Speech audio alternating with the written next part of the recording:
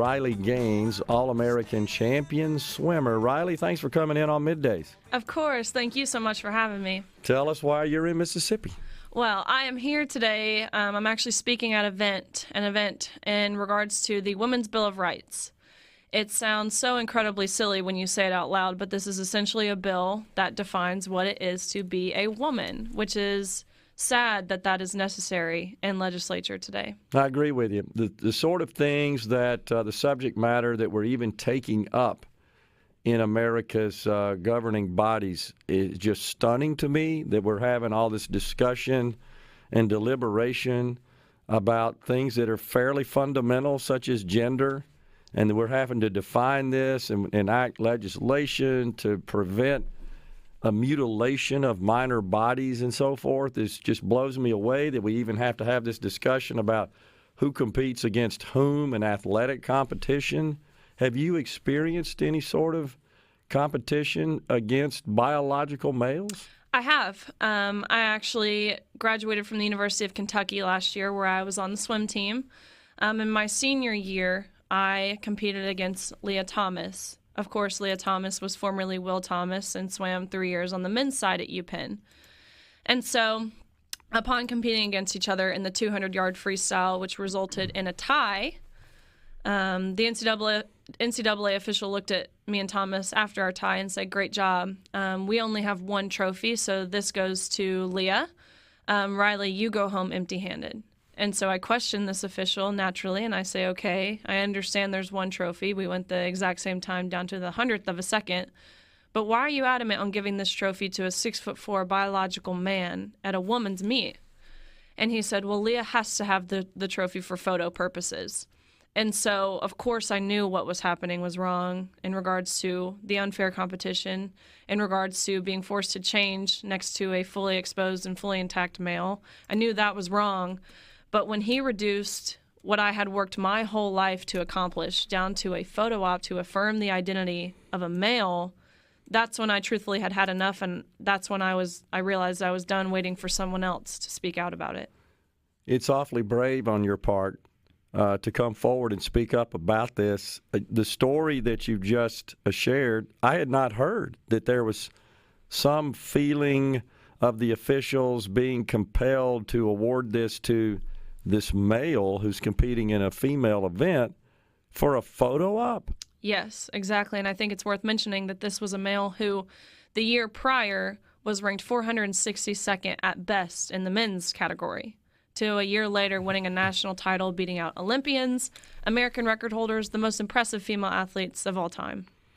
It makes certainly one at least consider, was there some motivation on the part of Thomas to compete against females, knowing they could not really functionally, effectively compete against their own gender, males? Right. Let me compete against females, I can win and take home these trophies. Right. And let's say even if that wasn't necessarily Thomas's motives, it opens a door for people who would wholeheartedly take advantage of that opportunity, and that's exactly what we're seeing. We're seeing an infiltration of men in women's sports and not vice versa.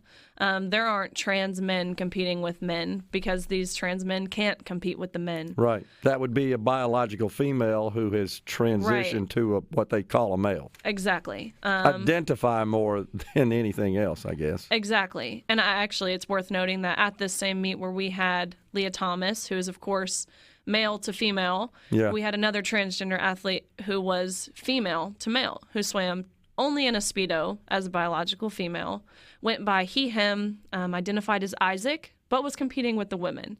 So we had both types of transitioning athletes at the same meet competing with women, which proves the women's category is at jeopardy, not the men's category. How far did you take your concern with respect to the NCAA? Pretty far, especially at the meet.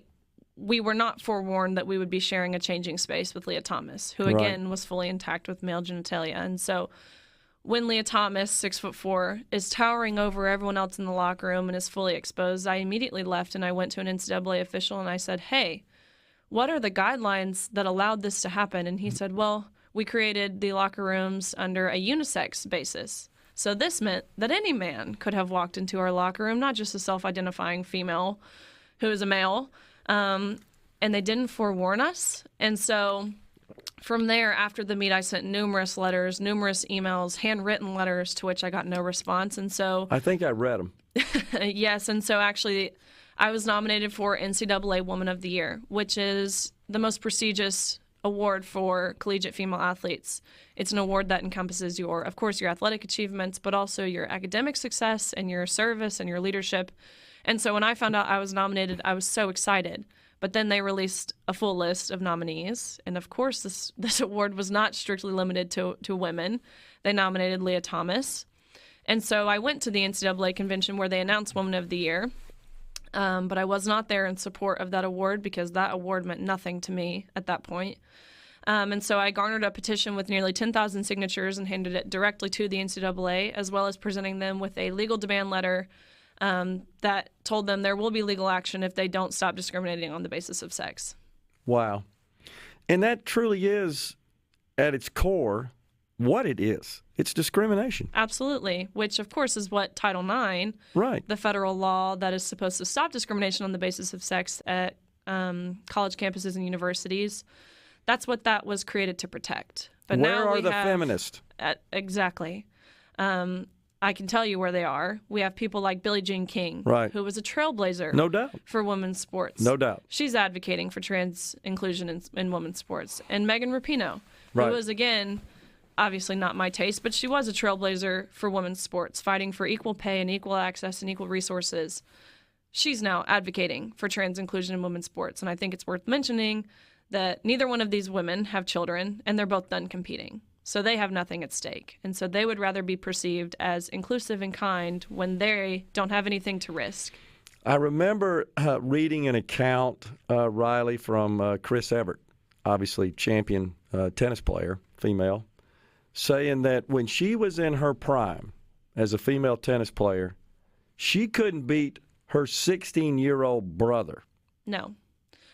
I mean, and it's not a knock on her. She was a world-class tennis player against females, but we're just biologically different. Same thing with Venus and Serena. They lost in a match to the 203rd ranked male. And not just lost, it was a blowout. 6-1, 6-2, something like that. And they're not even just the best tennis players, they're phenoms. They're incredible. What they accomplish is unworldly. And they lost to not even someone inside the top 200 of male tennis players. Unbelievable. And that's at the top of their game. I mean, anyone that competes at that level, as you well know, Riley, they're freaks of nature in a positive way. God has blessed them with certain physical talents that just exceed those of the average population. That's why they're there. That's why people pay to go watch them. Absolutely. That's exactly what we're seeing. And when we see these mediocre men, which in my case, Leah Thomas, that's exactly what this was. A D1 swimmer, so, I mean, he's a good swimmer, clearly. Sure. But a mediocre male, at best, come in and beat out Olympians, female athletes who have dedicated their entire lives making sacrifices, both physical, mental, social sacrifices to compete at that level. They're getting beat by mediocre men. What do we need from a legislative perspective? What are you essentially promoting and lobbying for? I think it's crucial that we pass as many fairness in women's sports bills at the state level as possible.